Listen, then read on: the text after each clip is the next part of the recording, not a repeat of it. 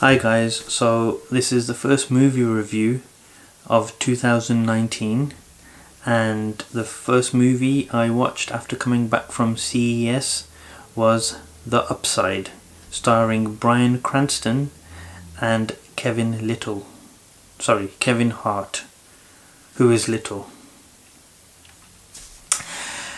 So I saw the trailer for this and I thought to myself, wow, I think this is going to be brilliant. And to be honest with you, it was. I was hoping that it wouldn't be like Central Intelligence, where it is funny, but it's like stupid funny. But that's usually the types of roles that Kevin Hart. I have to say Kevin Hart. It's Kevin Hart. I keep calling him Kevin Little. It's really weird, but I actually kind of find it funny. But even so, Kevin Hart was really good. I liked a couple of jokes in the trailer and I thought, okay, this is why I need to watch this. It was A, based on a true story, B, it had some funny elements to it, but it had some drama element. I'm not too sure which genre it's in, but it seems to be good, so I went to watch it and I thought, wow, it was good. Bryan Cranston did a brilliant job of being quadriplegic, and Kevin Hart did a really good job at being somebody who's grown as a person. Well, technically they both grew as people by being together as as Kara and Carey. It was very funny. A lot of people in the cinema were laughing. The actual cinema theatre was actually almost packed. So the jokes in the movie were really good. They landed, and it wasn't just Kevin Hart doing all the jokes. Bryan Cranston did a few good ones that everybody laughed at. I wasn't too sure about Nicole Kidman being in the movie, but it kind of worked. I saw a trailer for one of her movies that's up and coming. I think it's called Destroyer. That looks really good, and I think that may be her role that will define her, because it's well, we'll talk about that one at a later stage when it's released. But coming back to The Upside, it was really good. We knew both characters, we knew what struggles they had, and how they got put together was actually pretty straightforward. They didn't like hit you over the head with it. He just needed to get back to his kid, and he wanted to hurry up the interview process, and yeah, he got the job because Bryan Cranston's character thought, okay, this guy could just do the job and allow me to pass away. It's quite a strange story, to be honest with you, in terms of making light of somebody's like health predicament, but it actually really worked. And because the comedy was coming from both sides, from Kevin as well as Bryan, it was really good. And you did feel like, oh, maybe that's overstepped the mark, but it's one of these movies you do need to watch, and it's one of these buddy movies that really works, and it's actually quite inspiring.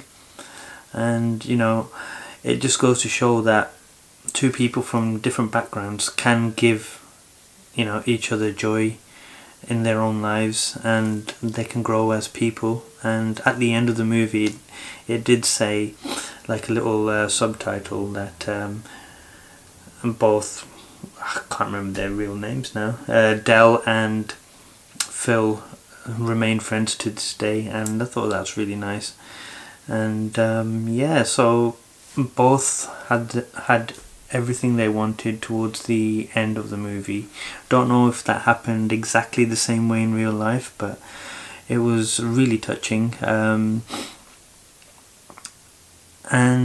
there wasn't there wasn't really much action in it. There was car chase scenes with the police, which was good.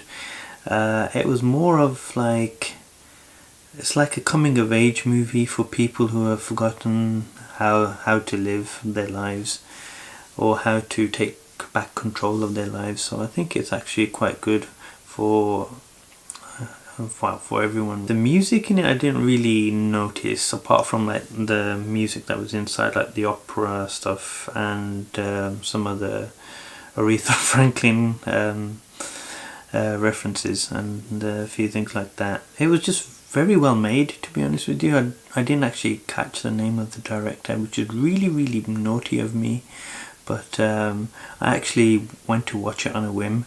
I was planning to watch it at some point, but I just thought, you know what, let's go watch that, because Stan and Ollie, I think it was the later showing, and I didn't really want to wait around too much. So the next movie I'll be reviewing is Stan and Ollie, which is obviously about Stan Laurel and Oliver Hardy, and yeah, it's going to be interesting. But coming back to the upside, you have to watch it. It kind of reminded me of the Sandra Bullock movie. What was it called? I can't remember the name of it now. What was the Sandra Bullock movie called?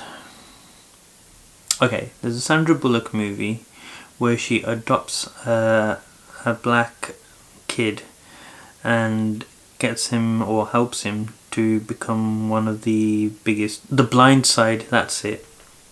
So basically this movie is in the same vein as The Blind Side, but slightly different obviously, but it's actually made really well, and I'm glad I went to watch it, and I didn't fall asleep, which was really strange. 5 out of 5 for Bryan Cranston, 5 out of 5 for Kevin Hart, and Nicole Kidman, I don't know, maybe a 3.5 on that one.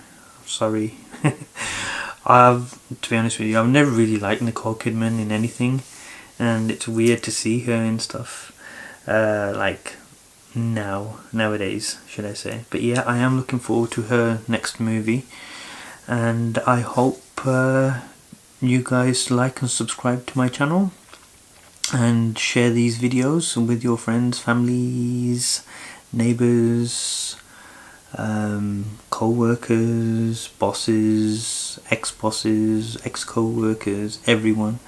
And I'll be doing more from my studio in maybe towards the end of the week or next week, before I fly over to Indonesia, so stay tuned for that, and I will speak to you next time.